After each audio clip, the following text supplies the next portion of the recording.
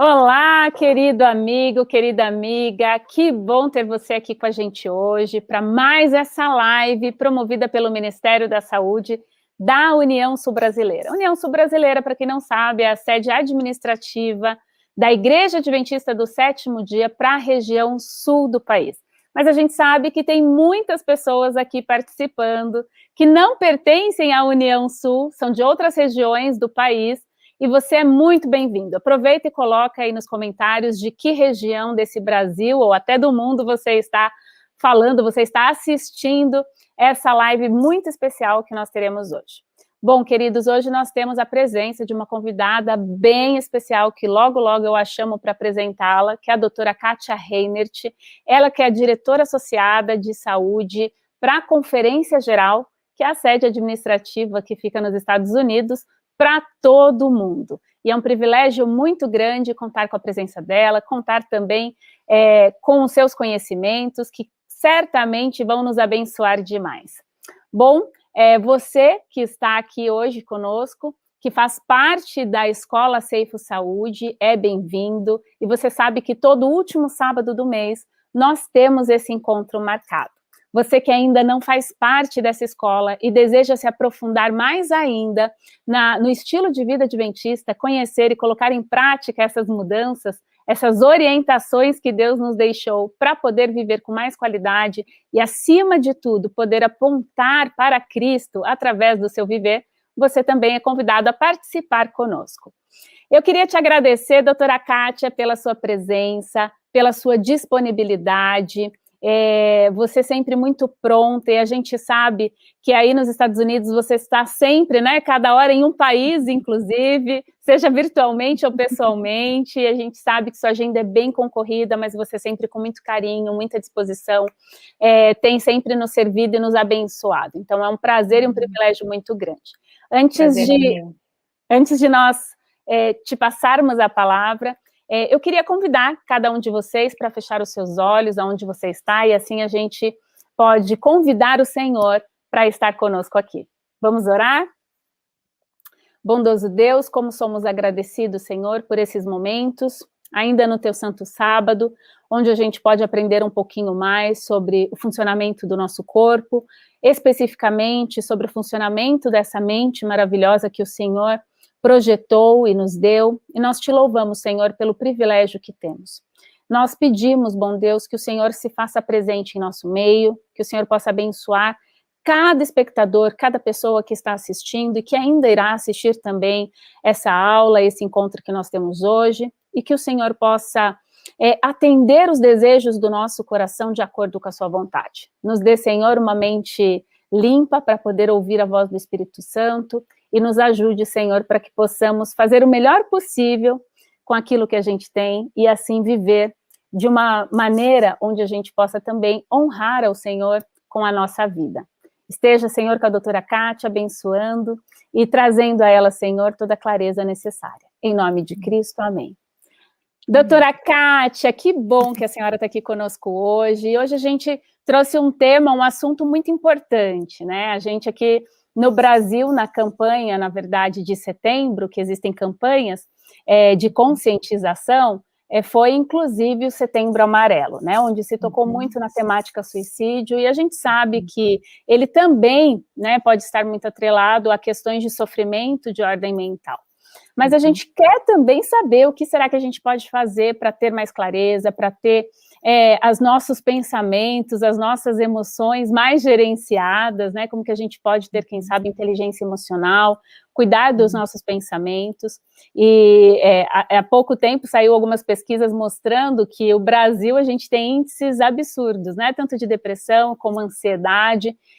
A pandemia, ela veio também trazendo isso um pouquinho mais acentuado, e a gente queria aí que você nos presenteasse com as suas falas, com seu conhecimento, nos ajudando a compreender um pouco mais ainda sobre esse órgão tão fantástico que é o nosso cérebro e os nossos pensamentos. O que será que a gente pode fazer para poder ter mais saúde emocional?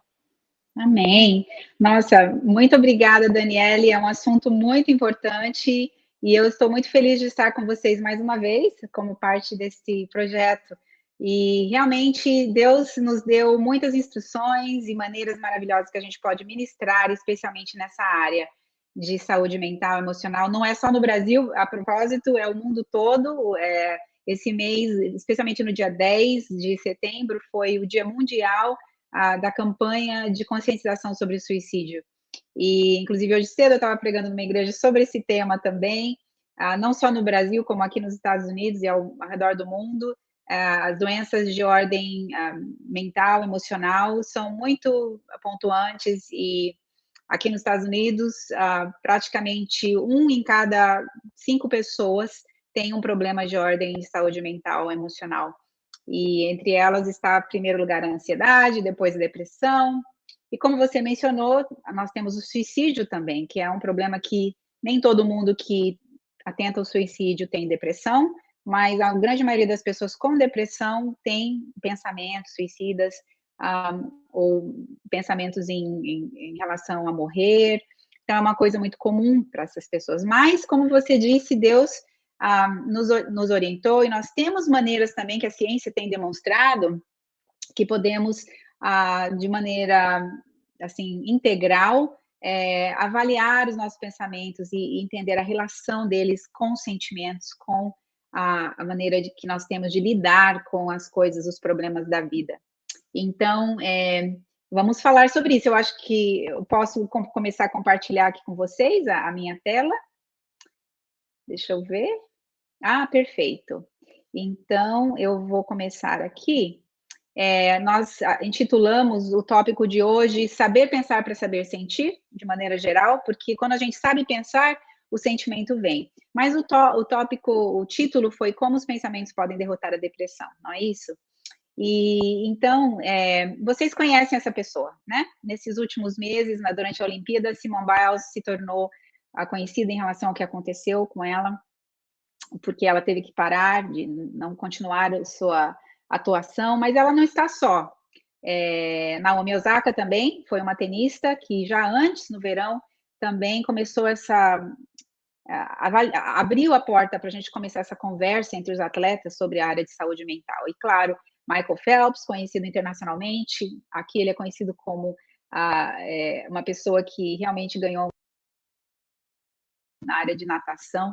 Mas esses 3 atletas trouxeram à tona e abriram a porta para a gente conversar sobre esse assunto de maneira aberta, né?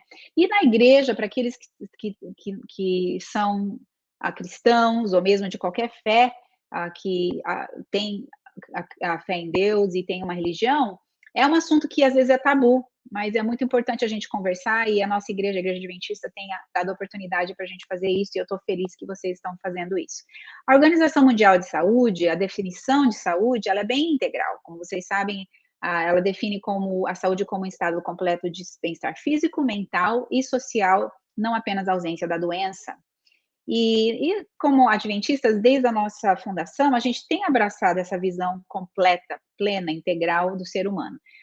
Abraçamos a saúde espiritual como fundamental, tem a ver com o sentido da vida, o propósito da vida, a relação com Deus, através da oração, estudo da Bíblia, louvor, adoração, viver uma vida de gratidão, também incluir o perdão. Todos esses são elementos que promovem saúde espiritual e também, como vocês vão ver, a saúde emocional e mental, de certa maneira, quando a gente lida com os problemas da vida. Claro, saúde na ordem física são coisas mais familiares para muitos adventistas, falando de nutrição, descanso, exercício, água, meio ambiente. E isso nós temos falado bastante. Temos também a saúde médica, que como adventistas nós acreditamos na ciência. A ciência, ela dá as mãos à fé, à Bíblia, e intervenções para resgatar e restaurar a saúde das pessoas são necessárias, e nós apoiamos. Agora, um exemplo disso, por exemplo, são as vacinas, né? Tão importantes durante essa pandemia, e nós recomendamos a vacina. Mas há outros remédios, a cirurgia, tratamentos que também a ciência tem demonstrado que são importantes, e como adventistas nós apoiamos isso. Existe a saúde social, o apoio social relacional é muito fundamental, especialmente em questão de relacionamentos saudáveis. Quando o relacionamento não é saudável, quando há abuso, traumas e coisas assim, isso se torna um empecilho e um risco na saúde. Então, quando a gente pensa na família, os amigos, a igreja, a comunidade, esse apoio social ao relacionamento é muito importante para a nossa saúde integral. E hoje a gente está especialmente falando da saúde mental, e está em inglês aqui, mas praticamente a saúde mental tem a ver com o que nós pensamos, como nós processamos informação, qual que é o nosso autoconceito, que tipo de pensamentos nós temos, será que eles são racionais, são pensamentos baseados na verdade? Isso é muito importante porque a saúde emocional vem de como nós respondemos aos nossos pensamentos.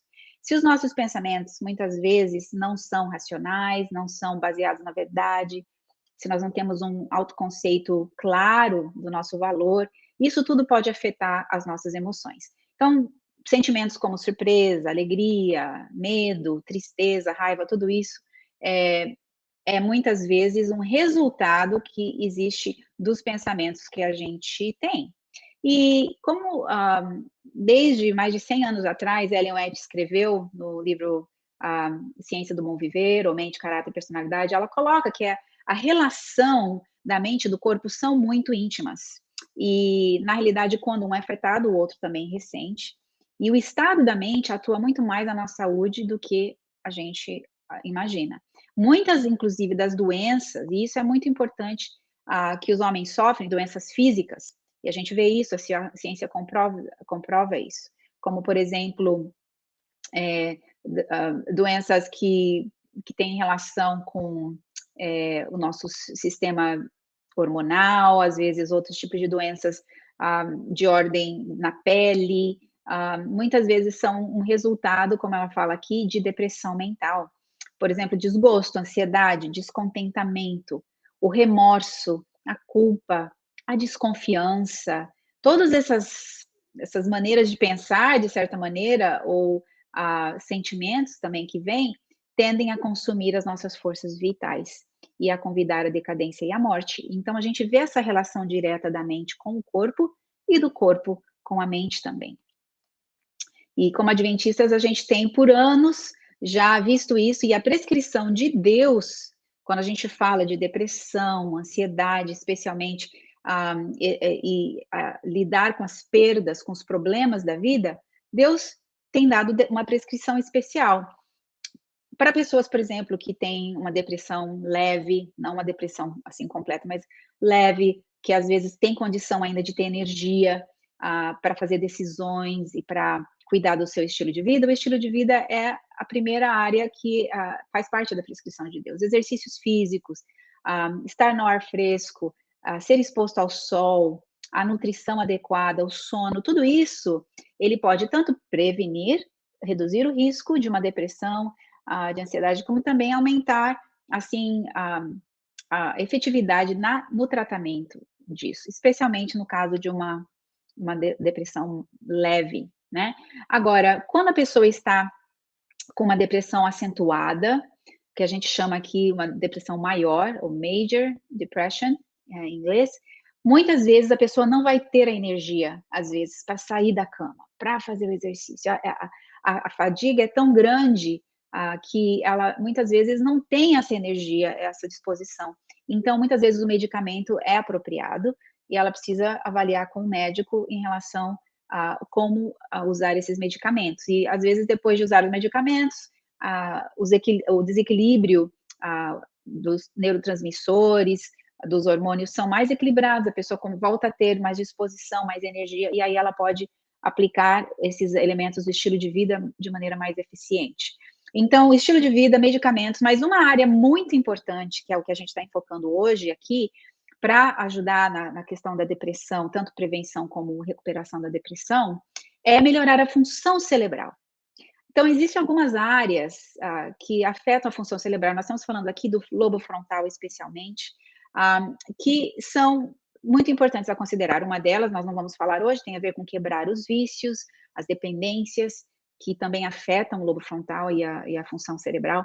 Mas duas áreas importantíssimas que estão ligadas é melhorar a inteligência emocional, como a Daniele comentou no começo, e também, assim, aprender a pensar diferente. Nós chamamos de terapia cognitiva comportamental, vocês que estão da área de psicologia, psiquiatria, conhecem essa terapia que ajuda as pessoas a reavaliar seus pensamentos, as suas visões da vida, das situações que elas experimentam, E aí, nesse caso, aprender a mudar os pensamentos que são distorcidos, baseados em inverdades, e sim abraçar pensamentos baseados em verdade, em realmente que são pensamentos mais claros, né, e não distorcidos.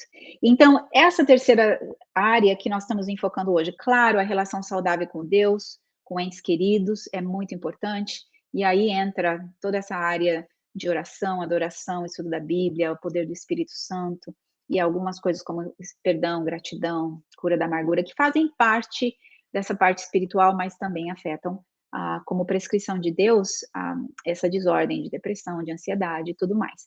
Mas essa terceira área que nós estamos enfocando hoje, por que essa área é importante? Bom, primeiro a Bíblia fala que nós precisamos transformarmos-nos pela renovação da nossa mente. Então, constantemente, nós precisamos estar avaliando os nossos pensamentos. Como estão indo? Será que eles são baseados na verdade do que Deus quer que a gente abrace? Existem alguns pesquisadores, Travis Bradbury e Jane Greaves, que escreveram os primeiros livros falando sobre inteligência emocional. E eles colocaram que existem 3 áreas para a pessoa ter a sua integralidade. Uma delas é a inteligência, o QI, né, que a gente chama. Outra é a personalidade. E a terceira é a inteligência emocional. Então, nós estamos enfocando aqui na inteligência emocional de maneira especial. Por que é importante a gente entender essa questão da inteligência emocional? Porque a inteligência emocional, na realidade, ela atua em 2 áreas. A área do nosso cérebro, que chama-se córtex, ou lobo frontal, que, por exemplo, muitos chamam desse nome, e o nosso sistema límbico. O sistema límbico é onde as emoções são muitas vezes sentidas, produzidas, e a parte do córtex é o lobo central, onde a gente pensa, a gente tem o pensamento racional, a cadeia da nossa personalidade. Então, essas 2 áreas do cérebro, o córtex e o sistema límbico, que está ali acoplado com as emoções, eles se comunicam diretamente de um lado para o outro, de um lado para o outro. Então, na área da inteligência emocional, isso acontece muito. E então é importante a gente entender, por exemplo, esse elo do sentimento e do pensamento racional, ele acontece aí no centro da razão, que é o lobo frontal, que é o centro do pensamento racional. E o sistema límbico, então, é o centro dos sentimentos, das emoções, precisa estar em comunicação, e está em comunicação com o lobo frontal. Então, a inteligência emocional requer que essa comunicação seja clara, eficiente entre esses 2 centros, para que a gente tenha uma inteligência emocional alta, elevada. Agora, existem alguns fatores impactantes nessa inteligência emocional. Por exemplo, experiências na infância, traumas da infância, se a pessoa foi exposta a abuso, outras coisas, se ela aprendeu dos pais uma maneira negativa de avaliar as circunstâncias, se houve disfunção na família ou, assim, um impacto negativo na conexão emocional da criança com os pais, com outros, isso pode afetar a inteligência emocional. Uma outra coisa que afeta é o nível de suporte emocional que a pessoa tem. Quanto maior nível de suporte, mais a inteligência emocional. Em inglês é EQ, que a gente chama, eu coloquei aqui QE, em português não sei se esse é o termo que vocês usam, mas a outra coisa que diminui, no caso, a inteligência emocional é a falta do sono. Vocês já notaram que quando você não dorme bem, não está descansado, você não tem tanta paciência, você lida com as situações de maneira mais irritadiça, então existe um impacto direto.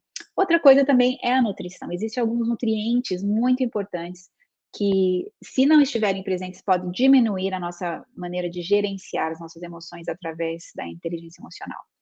E uma outra área é doença. Quando as pessoas estão doentes, às vezes, claro, fisicamente impotentes de tomar decisões, de pensar claramente, isso afeta também sua inteligência emocional. Mas, entre todos esses fatores, o mais importante, eu diria, é relacionado com as nossas crenças, com a avaliação dos eventos que nós fazemos, com as conversas internas que nós temos. Não sei se você já notou, mas todos nós temos uma conversa interna que a gente não escuta, mas a gente meio que sente.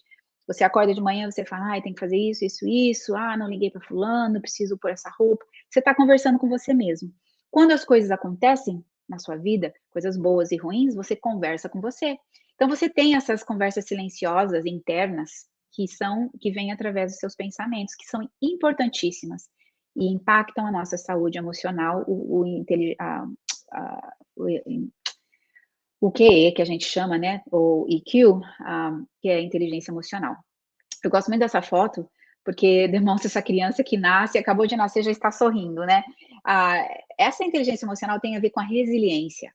E resiliência é aquela capacidade que nós temos de lidar com situações diversas, com problemas, com adversidades, mas ao mesmo tempo superar essas situações de maneira positiva, sem que a gente seja afetado negativamente nas nossas emoções ou na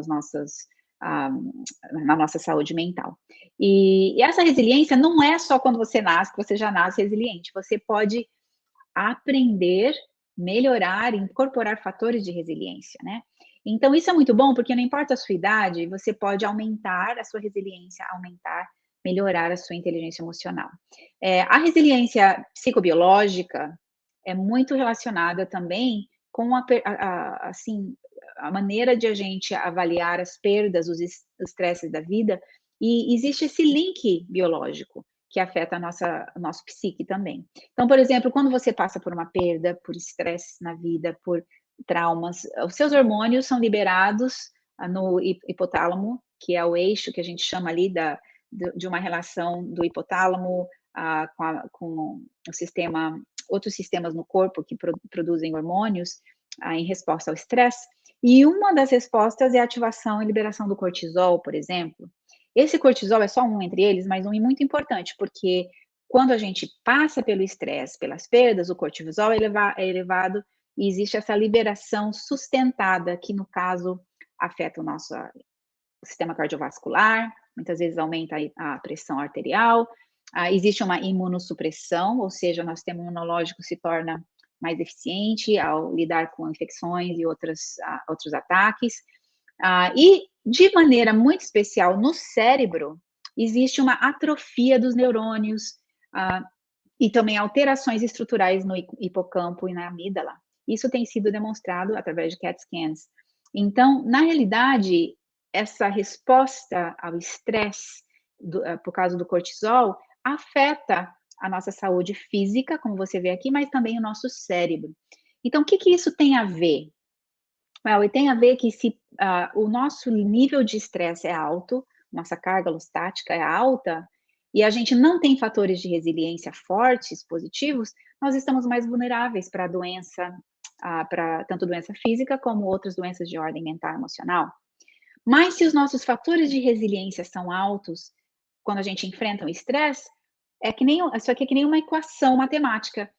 Quanto maior o valor, os fatores de resiliência na parte de baixo aqui dessa equação, menor vai ser a vulnerabilidade da propensão. Então, fatores de resiliência altos vão diminuir a vulnerabilidade e propensão para doenças físicas, mentais e emocionais. Isso tem sido demonstrado através de vários estudos científicos. Aqui estão alguns dos fatores de resiliência, e eu coloco aqui para vocês notarem que os primeiros deles têm a ver com as nossas emoções e com os nossos pensamentos. O primeiro deles, emoções positivas, cultivar o positivo. Há pessoas que têm a tendência de sempre olhar o copo meio vazio, em vez do copo meio cheio, né? Se tiver um copo na metade, eles vão sempre ver, não está cheio. Sendo que poderia falar, está quase cheio, não está quase vazio, né? Então, sempre há uma maneira de a gente ver as coisas de forma positiva, e às vezes as pessoas com dificuldades, assim, de cultivar o positivo, acabam não tendo tanta resiliência, né, devido a isso. E outra questão muito importante que tem a ver com os pensamentos, em questão do fator de resiliência, é a flexibilidade cognitiva. A capacidade de nós avaliarmos e reavaliarmos as situações que nós vivemos, mas de uma maneira, assim, aberta para nós não abraçarmos qualquer pensamento. Então, se você tem uma coisa que aconteceu e você está triste e você está carregando esse trauma, você não consegue perdoar a pessoa, isso vai te afetar negativamente, né? Tanto na saúde física e mental. Mas se você é flexível cognitivamente, você pode falar, não, mas não é bem assim, deixa eu reavaliar, por que eu estou sentindo assim? Será que isso é verdade, o que eu estou pensando? e daí você reavalia e faz uma terapia cognitiva aqui com você mesmo, você pode, então, ter mais resiliência. Existem, claro, outros aqui que eu não vou mencionar, mas eu queria enfatizar especialmente esses dois. Especialmente porque nós todos temos a tendência de ter distorções cognitivas. Desculpe, devia ser distorções cognitivas, eu estava traduzindo aqui, mas foi meio na correria. Pensamentos irracionais. Então, em inglês, a gente chama de cognitive distortions, ou pensamentos distorcidos, né? Que, na realidade, acabam afetando a nossa maneira de sentir. A irmã White fala no Ciência do Bom Viver um texto que eu acho fundamental, que nos ajuda a entender isso. Ela fala que a doença é muitas vezes produzida e com frequência grandemente agravada. Por quê? Pela imaginação.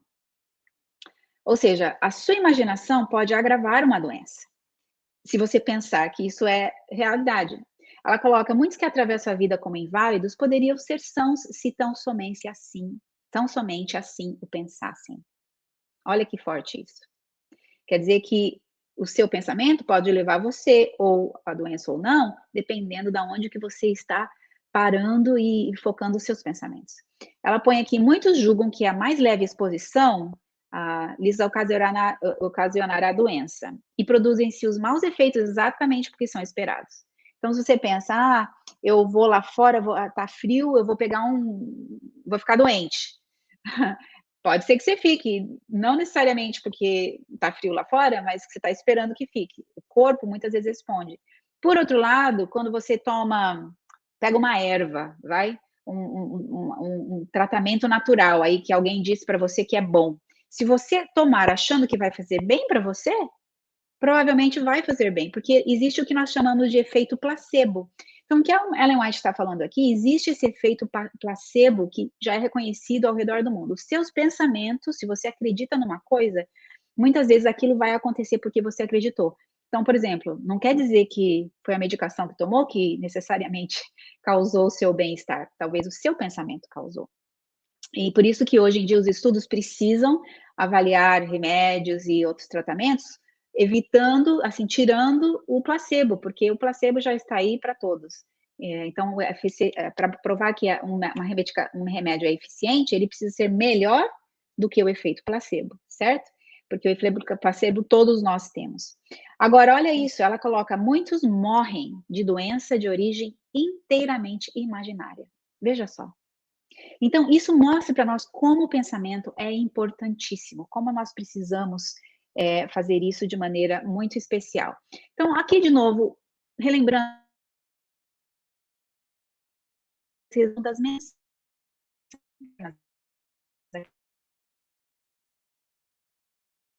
a realidade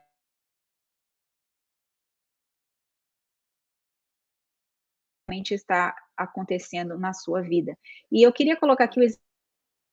Deu uma travadinha, doutora Kátia. Acho que se puder voltar só um pouquinho no que você estava falando, vai nos ajudar um pouco.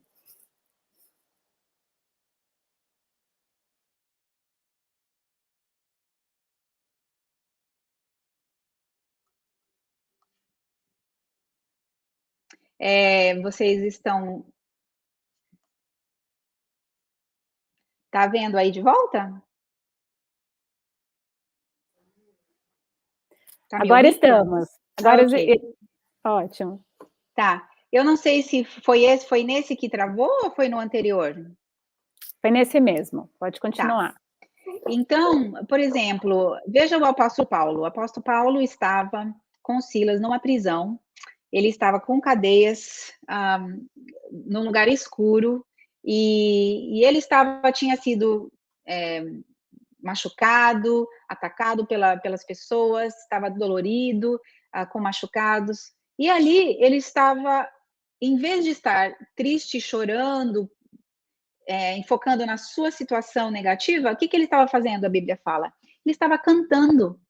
E normalmente, isso é uma coisa fora do comum, porque a realidade dele era uma realidade triste, uma realidade dolorida, mas Paulo não estava enfocando no que estava acontecendo, ele estava enfocando nos pensamentos, naquilo o que ele não podia ver, na certeza de que Deus poderia libertá-lo, na certeza de que existiam anjos ali que poderiam, em qualquer momento, abrir aquela cela, e no final realmente abriram, né?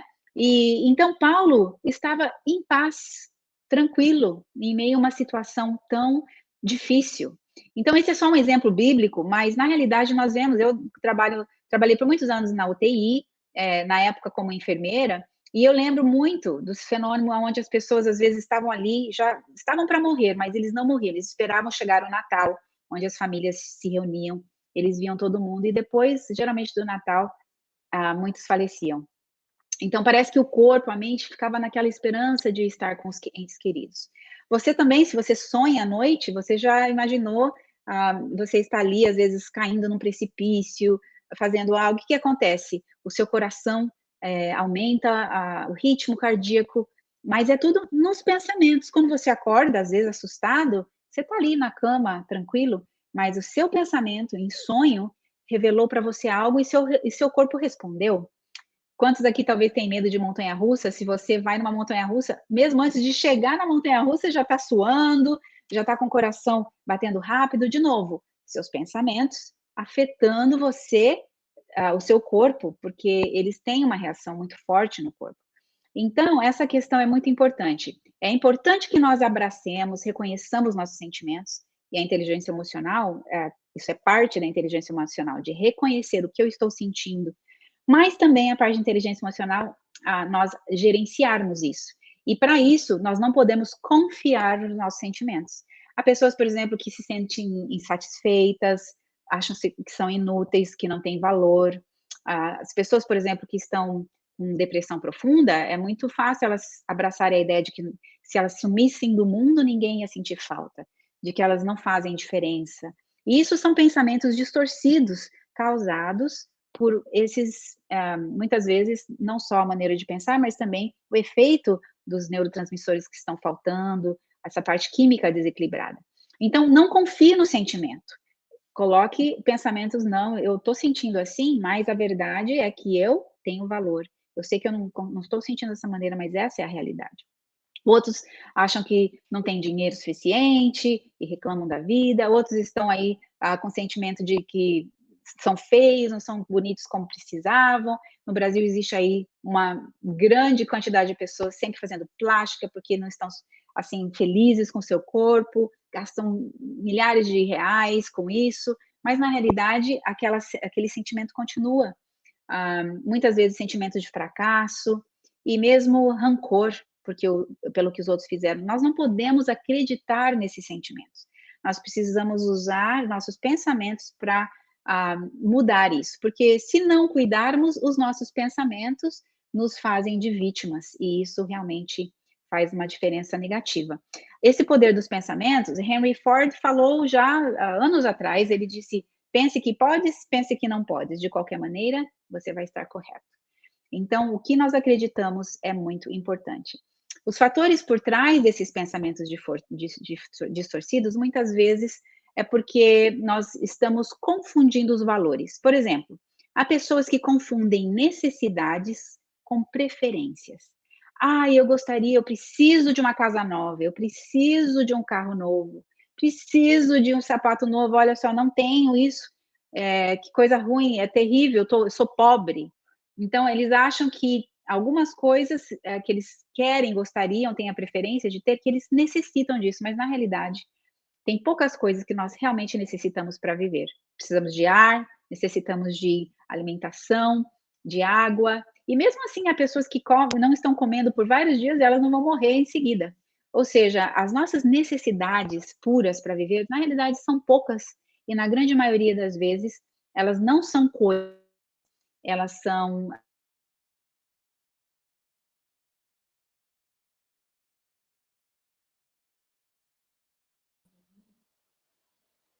relações. Então, isso é uma das coisas por trás de pensamentos distorcidos. Tem pessoas que são muito dissatisfeitas ou insatisfeitas, porque elas estão trocando essa ideia do que elas querem, achando que elas são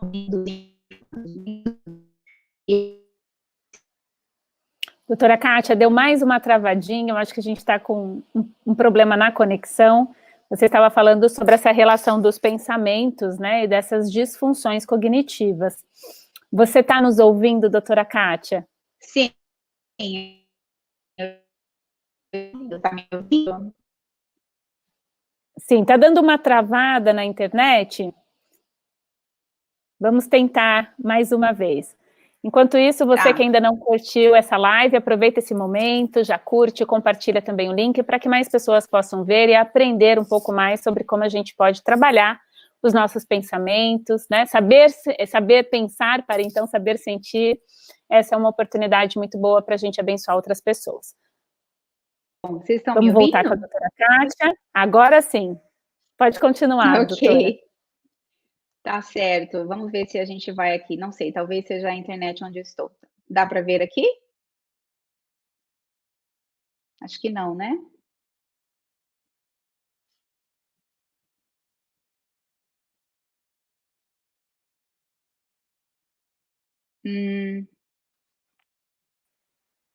Sim, a gente está vendo. Ah, tá bom. Então deixa eu ir lá. Ok. Então, essas coisas que estávamos falando, tem a ver com muitas vezes com o nosso ego, o eu. E, na realidade, essas preferências, as vontades e os desejos não realizados não podem fazer a gente deixar-nos infelizes, mas as exigências absolutas que nós colocamos na nossa vida, sim. Então, é muito importante, por exemplo, a gente parar e pensar: eu não necessito o que eu desejo, eu só prefiro isso.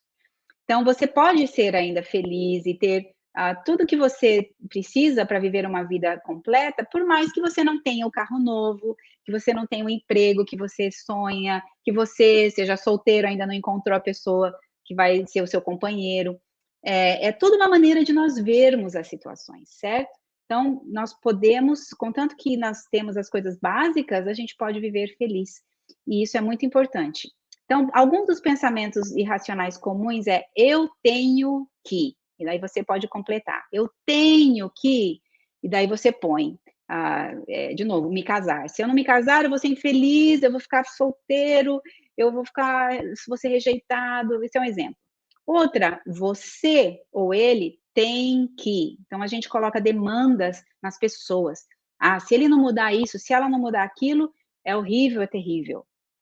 Ou o mesmo mundo, há pessoas que põem essa demanda no mundo, nas condições que ela vive. Ah, o mundo tem que mudar, porque a igreja tem que mudar, e tem que ser assim.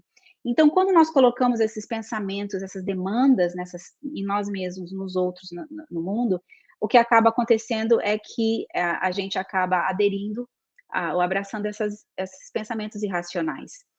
A gente pensar, se isso não acontecer, vai ser horrível, terrível, eu não vou suportar. Eu vou ter ansiedade, e eu vou ter depressão, eu vou ter raiva. Então, os resultados vêm porque a gente está esperando, achando que a gente precisa que essas coisas aconteçam para que a gente seja feliz. E isso não é uma realidade, né? Foi Mark Twain que falou: eu tenho sofrido de problemas na vida, a maioria deles nunca aconteceram. Há pessoas que esperam sempre o pior. Elas vão no médico, tem que fazer um exame. Elas sofrem 2, 3 semanas esperando o resultado, vai ser câncer, vai ser câncer, vai ser câncer. E de repente não é, mas ela sofreu todas aquelas semanas como se fosse. Então ele fala aqui, Mark Twain, a maioria dos problemas pelos quais nós sofremos, eles nunca acontecem. A gente fica esperando que eles aconteçam.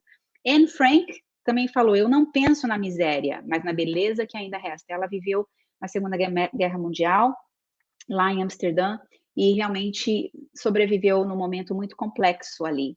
Então, ela fala: eu penso não na miséria, mas na beleza que ainda resta. E por último, Ana Moore fala: os obstáculos são as coisas tenebrosas que nós vemos quando nós tiramos o nosso foco do alvo. Como cristãos nessa terra, o nosso alvo não é aqui, nosso alvo é a eternidade. Então, quando nós colocamos essas demandas, essas expectativas nessa vida, a gente perde o foco. Então, é importante nós lembrarmos que não é aqui. A Bíblia tem muito que falar sobre isso, Filipenses 4:8, por exemplo. Irmãos, quanto ao mais, tudo que é verdadeiro, tudo que é honesto, justo, puro, amável, se há boa fama, se há virtude, é nisso que nós devemos pensar. Veja essa palavra verdadeiro, a gente precisa avaliar nossos pensamentos. Não é só pensar positivamente, poliana, não é isso. É nós procurarmos encontrar a verdade nos nossos pensamentos.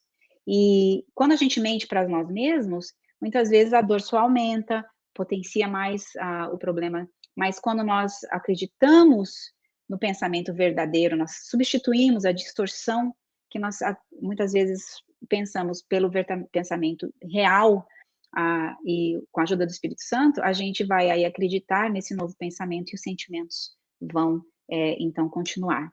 Então, o fato de você identificar as distorções é o primeiro passo. E aqui algumas dicas, quem sabe, para nós encontrarmos a evidência dos nossos pensamentos. Será que é verdade isso que eu estou sentindo, que eu estou pensando? Qual que é a evidência que esse pensamento é verdadeiro ou falso? Aí você analisa. Posso saber com toda certeza que isso é verdade? Existe, assim, 100% que isso é verdade? Ou existem exceções? Eu tive experiências de que esse pensamento não é verdade no passado. Em alguns momentos, o que eu estava pensando realmente saiu diferente. E se a minha melhor amiga ou amigo me dissesse isso que eu estou pensando agora no momento, o que eu faria? O que eu diria para eles, entendeu? E claro, por último, a outra pergunta importantíssima, o que Deus fala na sua palavra sobre isso que eu estou pensando e sentindo? Será que ele concorda? Será que realmente existe material bíblico que me apoia nesse sentimento, nesse pensamento? Isso é muito importante, porque aí ajuda a gente a reconhecer. A irmã White fala em Ciência do Bom Viver, eu estou terminando agora, em alguns minutos, só para terminar com vocês. Ela fala assim, olha, é um dever resistirmos à melancolia, os pensamentos e sentimentos descontentes, tanto quanto é um dever orar. Há pessoas que falam, vocês precisam orar, ore, você vai orar e você vai desaparecer. Sim, orar é importante, ela coloca aqui, mas tanto quanto é importante orar, é importante nós avaliarmos nossos pensamentos. Agora, claro, eu estou falando aqui a pessoas que na profunda depressão, para eles sozinhos é difícil eles fazerem isso. Então, por isso que é importante muitas vezes terem um terapeuta, tomarem um remédio, aquela prescrição de Deus que eu falei no começo, para que eles tenham ajuda de como avaliar esses pensamentos. Mas além de orar, é importante trabalhar com isso. Aqui está um elefante que eu conheci num orfanato de elefante em Nairobi. Ele estava, como você pode ver, muito triste. O psicólogo do elefante me disse na época que ele estava com depressão. E foi interessante porque você olhava outros, eles estavam comendo, os outros elefantinhos estavam bem mais saudáveis, mas esse estava ali. Você via no rosto a tristeza dele. E ele disse que ele tinha perdido a mãe, o psicólogo falou, e ele veio para esse orfanato com 3 meses, e ele falou, se ele não decidir que ele quer viver, ele vai morrer. E essa é a realidade não só para os animais, é a realidade para nós também. Então, queridos, é algo que nós precisamos lembrar, é o Espírito Santo que é o nosso consolador. E eu acho muito legal o que a irmã White fala sobre o Espírito Santo, ela fala que ele nos guia a verdade, que é por meio de falsas teorias e tradições que Satanás muitas vezes engana a nossa mente, ele quer dominar a nossa mente, trazendo doença, encaminhando os homens para falsas normas, deformas no caráter, mas o Espírito Santo fala a nossa mente, e ele fala através das Escrituras, e ele grava a verdade no coração. É muito importante a gente avaliar os pensamentos, o que nós acreditamos, com base na verdade bíblica, nas promessas de Deus, no que Deus pensa sobre você. Assim, o Espírito Santo usa a palavra de Deus e guia-nos em toda a verdade. Ele é o Espírito da verdade, e há conforto e paz na verdade. Mas nos pensamentos distorcidos, na falsidade, não há conforto e paz. Então, a minha oração hoje é que nós possamos aprender com o Espírito Santo. Há um texto muito lindo no livro Educação que fala que a tona de alguma poça viçosa, rodeada de ervas ruins e imundícias, o lírio aquático, ele coloca suas raízes nas areias, nas puras areias, embaixo de todo esse lixo. E dali ele deriva a sua vida e ergue à luz as perfumadas flores bonitas que a gente vê, muitas vezes com pureza imaculada, mas ela vem de uma água suja. Então, isso é o que eu espero, eu oro que aconteça com cada um de nós. Que Deus nos ajude a gente colocar nossa raiz profundamente na sua palavra, no que ele pensa, no que o Espírito Santo pode nos ajudar, que a gente possa aí reavaliar os nossos pensamentos e que a gente possa daí realmente abraçar uma maneira diferente de pensar, porque isso vai ajudar na mudança, como nós vimos, da química do nosso cérebro, na dopamina, na serotonina, e vai ajudar-nos a sentir melhor. Aqui eu vou terminar com essa foto. São algumas mulheres no país de Burundi, que eu estive com elas há uns anos atrás. Esse país teve muitos anos de guerra, inclusive agora de novo está em problemas. Mas você vê no sorriso dessas senhoras, jovens, moças, uma alegria, e poucas delas têm mais de um sapato. Muitas andam descalças, muitas caminham, não tem carro, não tem casa própria, mas elas estavam ali na igreja, felizes, adorando a Deus, vivendo um dia de cada vez. Então, muitas vezes é isso que eu acho que Deus espera de nós. E a minha oração é que a gente aprenda a avaliar e pensar como Deus pensa, e que isso afete de maneira positiva e vai afetar a nossa saúde emocional. Que Deus nos abençoe. Sensacional. Que bênção, doutora Kátia. Acho que você trouxe muitas questões para reflexão, né? Eu gostei muito do título que você utiliza, né? Saber pensar para saber sentir, e como isso está tão relacionado, né? A gente não está falando de um positivismo tóxico, né? Que a gente não leva em consideração realmente as circunstâncias, as dificuldades, mas a gente não se concentrar nesse viés de negatividade, né? Que o nosso cérebro tem uma propensão a olhar mais o negativo, o copo mais vazio do que o copo cheio. Então, a gente poder achar possibilidades nas dificuldades, porque a gente sabe que esse mundo nós teremos muitas dificuldades, né? Mas o que eu posso fazer em relação a cada dificuldade que a gente evidencia? Então, é muito bom a gente conversar sobre isso, porque, de maneira geral, a gente acaba deixando, né, ou se colocando numa situação mais de vitimismo em alguns momentos, achando que não tem mais jeito, não tem mais solução, mas nós temos, além de um Deus tão poderoso, tão maravilhoso, que pode nos ajudar, além de profissionais qualificados que Deus instruiu para poder também ser uma rede de apoio, um suporte, né, tanto da medicina como da psicologia, como também do estilo de vida, que contribuirá para uma saúde emocional melhor. Doutora Kátia, chegaram algumas perguntas aqui, né? Chegaram várias, na verdade, mas a gente queria compartilhar contigo e ver o que você diria. Então, uma das perguntas que chegou foi relacionada assim: que dicas você daria para pessoas que convivem com alguém em sofrimento mental? Então, especificamente, um marido de uma das nossas participantes que tem esquizofrenia, que tem transtorno de humor, e a gente sabe que pode não ser tão fácil, né? Às vezes até conviver com alguém que está numa depressão mais profunda. Como que a gente pode apoiar essa pessoa? Como que a gente pode até preservar a nossa própria saúde emocional? É uma pergunta muito importante. E, claro, depende também do tipo de problema que a pessoa tem. Quando a gente está falando de desordens como esquizofrenia, autismo, alguma dessas outras desordens que realmente são complexas, precisam de medicação, é importante que eles estejam acompanhando, né, o tratamento. Então, independente se é nesse caso, uma das coisas que você pode fazer é apoiar essa pessoa para que ele busque o tratamento necessário. Mas no caso também da depressão, ansiedade, etc., é importante que a gente possa também incentivar essa pessoa, se ela já não foi conversar com alguém, a buscar uma avaliação profissional, para ver se realmente eles estão com sintomas, e como pano de fundo, a gente precisa fazer isso com carinho, com paciência, com amor, sem julgar. Há muitos mitos, né? Pessoas falam, você precisa orar mais, você precisa... Há pessoas que pensam que se sentir assim, de forma negativa ou triste, que é falta de fé, mas na realidade não. Nós aprendemos que é uma doença, como é a diabetes e outras doenças, então precisa-se de uma avaliação. Você pode sugerir, talvez, vamos no médico, eu posso ir com você, quem sabe a gente pode fazer uma avaliação. E se a pessoa está fechada e não quer, quem sabe você precisa continuar ali com carinho, paciência, demonstrando amor, aceitação. E de vez em quando coloca ali um texto, uma coisa que você ouviu, um livro, até que a pessoa às vezes esteja aberta e aí ela possa buscar ajuda. Na realidade, como eu mencionei ali do elefante, a pessoa que está passando pela situação, e agora eu estou falando de depressão, ansiedade, que são essas outras doenças mais comuns que às vezes as pessoas não veem, né?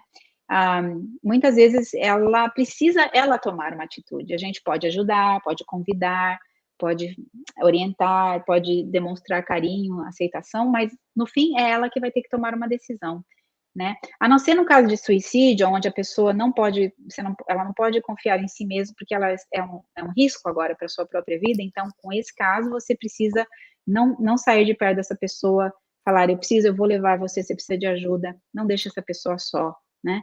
E procure levar essa pessoa imediatamente. Mas, em outros casos, muitas vezes a gente não pode forçar a pessoa, né? Uhum. Mas o que a gente pode fazer é ter essa relação positiva, com paciência, com amor, e procurar incentivar, convidar a pessoa para fazer algumas atividades, por mais que elas não queiram, muitas vezes. Não desista dessa pessoa. Maravilha. Ainda dentro desse assunto, né, doutora Kátia, alguém colocou aqui nos comentários como que ela pode saber se ela está passando por um processo de depressão, né? Ela tem se sentido mais cansada, desanimada, mas não consegue identificar se de fato isso é ou não uma depressão. O que você orientaria nesse caso? Muito importante. Existem mais ou menos uns 9, que a gente... Há vários, né, sintomas, mas há uns 9 que são mais comuns, e normalmente a gente diz que se existe 3 ou 4 desses sintomas, pelo menos, é provável a pessoa que ela esteja com depressão profunda. Esses que ela mencionou são alguns: uma apatia profunda, uma tristeza profunda, não quer mais fazer as coisas que davam prazer, às vezes ela ganha ou perde peso, sem explicação, às vezes ela não dorme mais, ou dorme muito, tem insônia, às vezes está com falta de concentração, sentindo que quer morrer, né, como a gente mencionou, pensamentos suicidas, e um cansaço profundo, né, que é bem complexo, às vezes ela fica mais assim, agitada. Então esses são muitos sintomas. Se esses sintomas estão se apresentando, é importante que ela, de novo, não tente se diagnosticar, mas vai falar com o médico, vai falar com o psicólogo, vai falar com o seu psiquiatra, o seu médico, a pessoa que trata você, para eles poderem fazer essa avaliação, porque existem fatores, né, que podem ser. E isso, normalmente, é se você se sente assim todos os dias, pelo menos por 2 semanas. Não é uma coisa que vai e vem. A depressão que vem mesmo é uma coisa que vem e fica por semanas. Então, se isso está acontecendo, algum desses sintomas que eu mencionei, não hesite em buscar ajuda e deixar o médico avaliar. E como é importante a gente romper com alguns preconceitos, né? Então tem esse estigma da loucura, da falta de Deus, da pouca fé, pouca oração, enfim.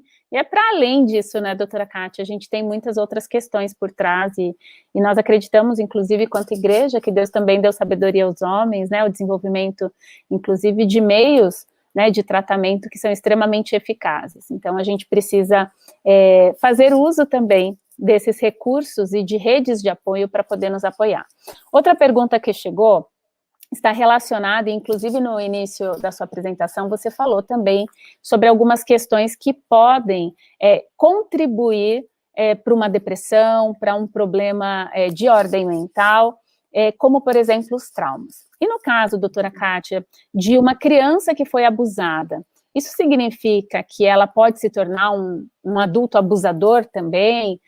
Alguém que passou por um trauma profundo desse e terrível como o abuso, que recursos ela pode estar utilizando para poder prestar atenção, de repente, inclusive nos seus próprios pensamentos e não repetir padrão, enfim. Tem uma correlação entre o abusado se tornar um abusador? Como que você vê essa questão? Olha, essa área é uma área muito importante, inclusive meu PhD é justamente falando sobre essa questão da abuso.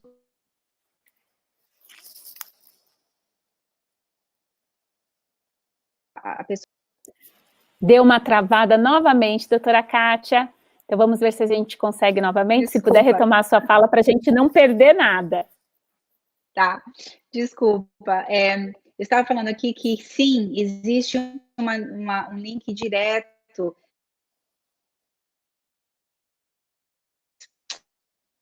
na infância com a fase adulta. E nós sabemos A gente continua tendo uma instabilidade aí na internet com a doutora Kátia, Você estava falando que fez o seu PhD? Infelizmente, isso vem devido à resposta do corpo ao estresse crônico dos traumas. E isso realmente, parece que deu um problema de novo, né? A internet aqui onde eu estou parece que não está muito, muito confiável. Você quer que eu repita de novo? Mas eu quero. Você estava dizendo que você fez o seu PhD nessa área, inclusive, e você estava dizendo da relação da infância com a vida adulta, de como isso impacta e influencia. Nós estamos tendo aí, acho que algum probleminha com a internet da doutora Kátia, você que tem acompanhado essa live, que está imperdível, aproveita, inclusive, para poder compartilhar esses assuntos tão maravilhosos, né, que a gente tem que ir colocando em prática no dia a dia, de rever os nossos pensamentos. Vamos ver se a doutora Kátia já conseguiu voltar, se a conexão dela voltou.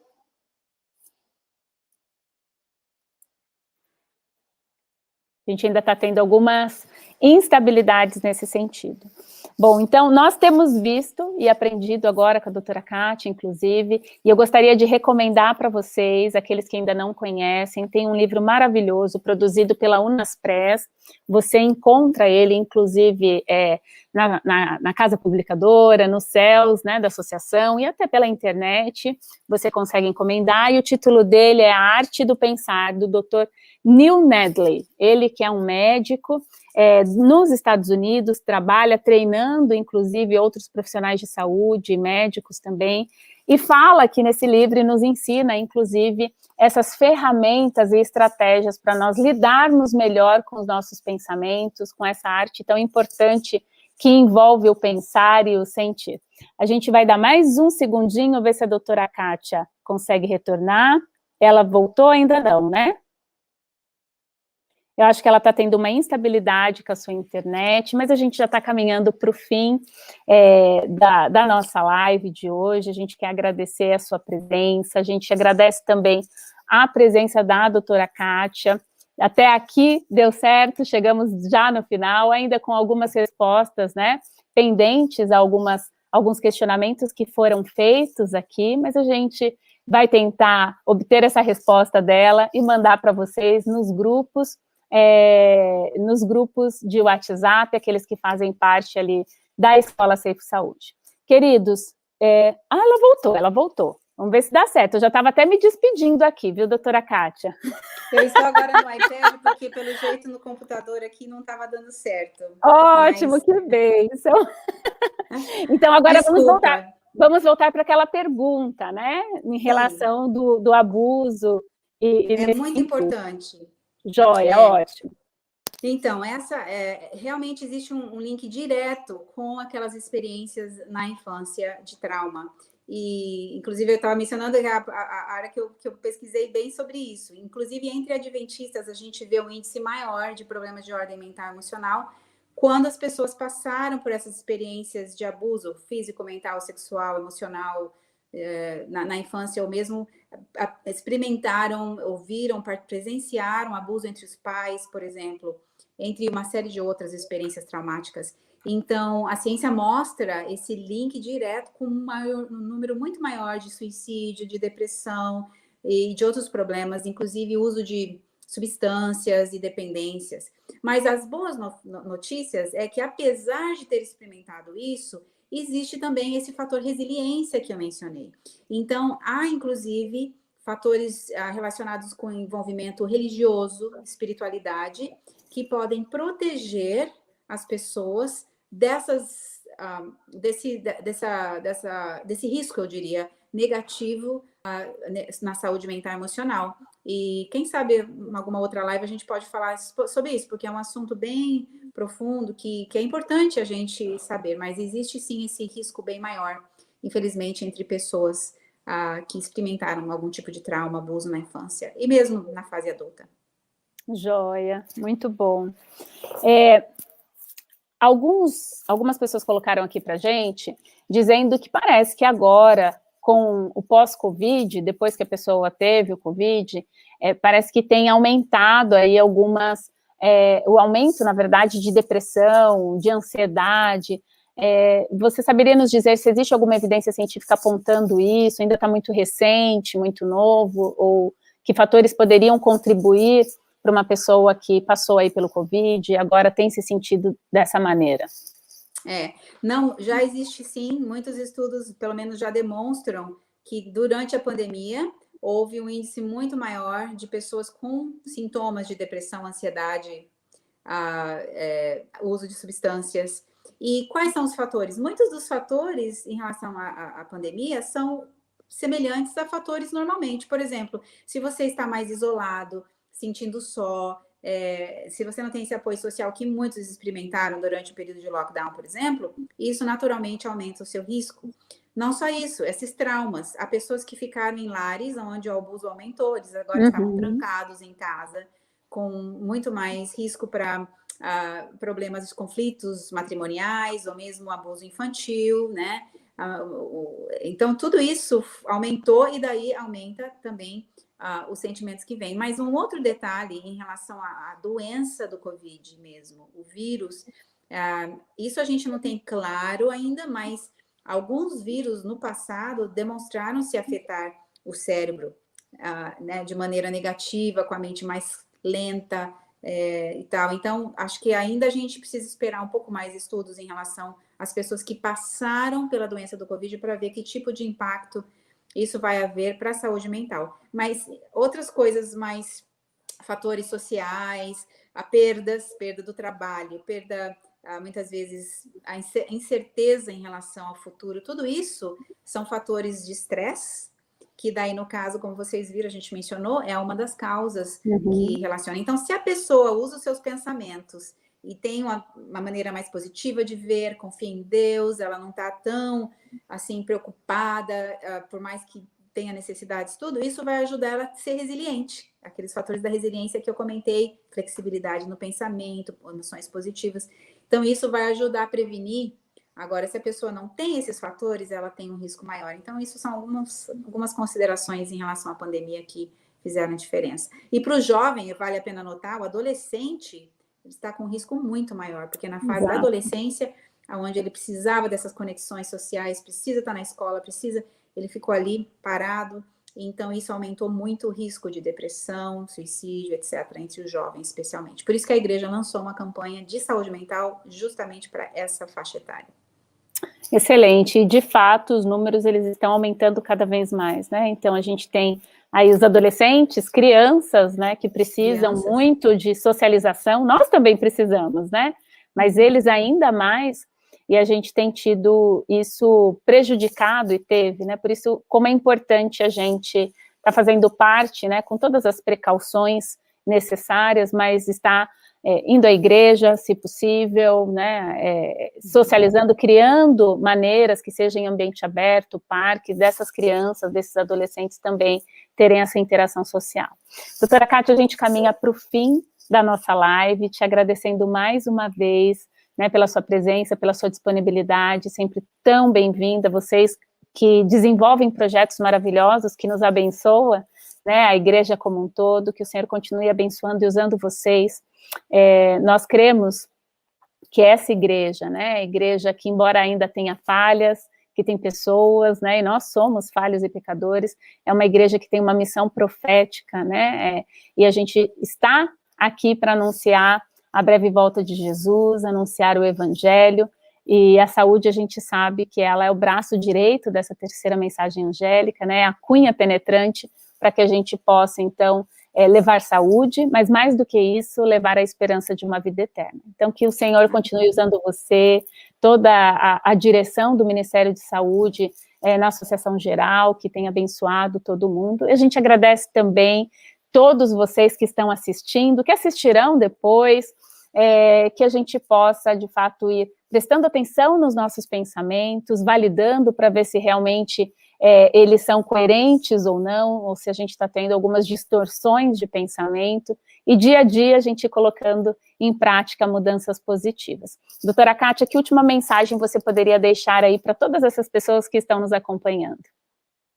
Olha, eu queria dizer que Deus tem atuado na nossa vida, não importa aonde você esteja, quais seus sentimentos, existem boas novas, e as boas novas é que a depressão, a ansiedade, existe esse tratamento, existe uma prescrição do céu. Então, que você continue buscando, se você está passando por isso, mas se você está ministrando para outros, que você busque do Espírito Santo sabedoria e que realmente lembre-se que Cristo, de acordo com o livro Ciência do Bom Viver, passou mais tempo curando do que até pregando, né? Porque ele pregava ao curar, em ação. Então, que isso seja uma realidade para nós nesses dias e que a gente possa colher aquele resultado. Ela fala que, através do poder da oração, da persuasão e do amor de Cristo, os frutos desse trabalho não serão em vão.